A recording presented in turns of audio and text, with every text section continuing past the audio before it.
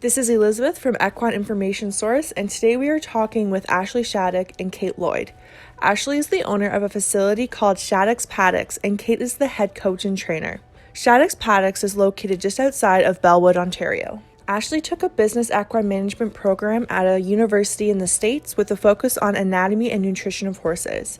She has been involved in the equine community for nearly 25 years with a focus on prepping horses for the hunter and jumper show rings. Ashley began opening her doors to boarders January of 2016 at her newly constructed facilities and has since shifted her focus to only training her personal horses with the goal of advancing them to the show ring. Kate is the head coach and trainer at Shaddock's Paddocks. She began working with Ashley in June 2020. Kate grew up riding and developed a love of producing and training horses. She has produced horses from their first steps under saddle up to the FEI levels of eventing, produced and competed horses in the hunter and jumper rings and breed classes as well. She has also dabbled in a few Western disciplines. Ashley and Kate are both University of Guelph alumni. Ashley graduated with a Bachelor of Commerce majoring in accounting, and Kate graduated with a Bachelor of Science majoring in animal biology. Thank you both for coming and doing this interview with us. We really appreciate it. Thanks for having us. How has COVID-19 affected your business and the way you run it? For me, it meant a big change. When all of this started, I was down in South Carolina with the horses, had to come home in a hurry, and then came home to nothing, no income, couldn't go off property to teach, and nobody sending horses in for training, nothing like that. It was a big dramatic change. But as things started to slowly open up again, that led me to Ashley. So some of the changes are positive. It's been really different. So I have a block of empty stalls, and I haven't had empty stalls for the last 3 years. A different adventure for me, but really it gave me a good opportunity to restructure the business how I wanted to. What have you been doing to help the equine community during the pandemic? Our first and foremost goal in helping the equine community during the pandemic was to try and get the word out as much as we could about the For the Herd campaign. So the For the Herd campaign page that Jen Sweet started, and really sharing as much as that we could from that page. And from there, and our conversations with Jen, Kate decided that it would be a really great idea to offer up our services for a whole day and raise money towards the For the Herd campaigns. We're nowhere near the goal that they want to make, and none of the school barns are at full capacity yet. So our really big goal was to structure this clinic and do as much as we could to raise money to donate to them. We've all experienced the hardships of the last few months in different ways, but all of us in the equine industry, for the most part, we got our start with lesson horses, and none of us would be where we are today without not just lesson horses, but also the people who dedicate their lives to allowing equestrians to grow and learn and start in the industry. So it was important for us not just to raise money, but also to raise awareness for the campaign and keep it present even as things start reopening, to remind people that, hey, this is still an issue. So they're still not making ends meet. And just because our lives are starting to return to normal doesn't mean that theirs are.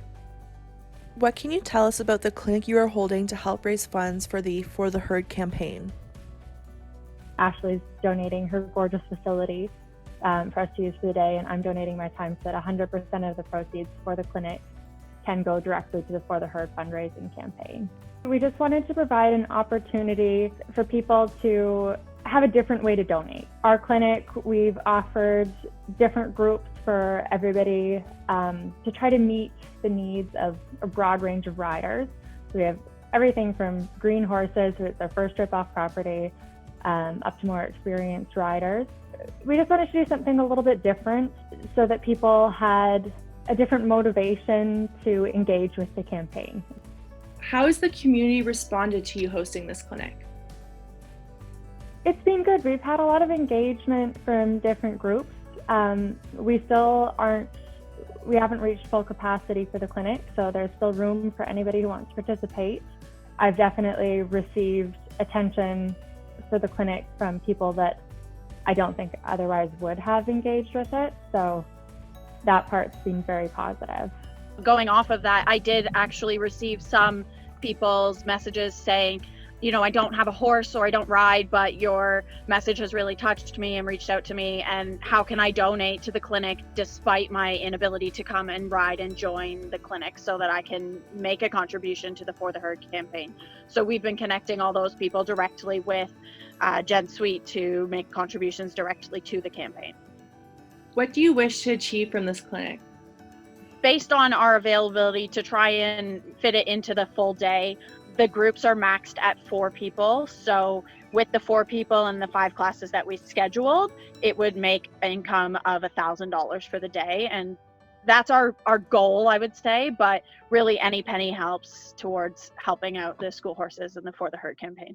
What are you doing to ensure the safety of you, your staff, your boarders, and those attending the clinic? All of the biosecurity protocols, not just for COVID-19, but we've also had strangles and EHV outbreaks in the area recently as well. They do limit what we can do a little bit. So we've got pretty strict protocols in place to maintain proper social distancing. We have a maximum of 4 riders in a group. We're not running in the traditional format where people can come audit all day. Each rider is allowed 1 helper or groom to come with them, so that we have a maximum of 8 people present, plus Ashley and myself, making 10 people on property at the time.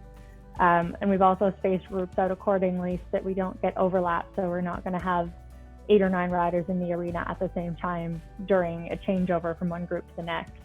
It does limit our fundraising capacity a little bit, but when we were pricing the clinic, we wanted to make it affordable and accessible to people.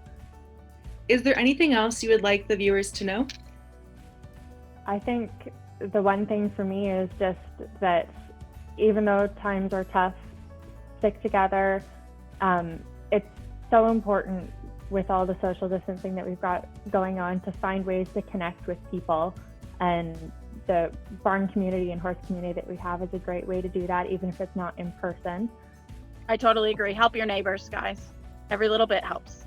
Thank you for coming and chatting with us today. We really appreciate it, and what you're doing to help the equine community is really amazing.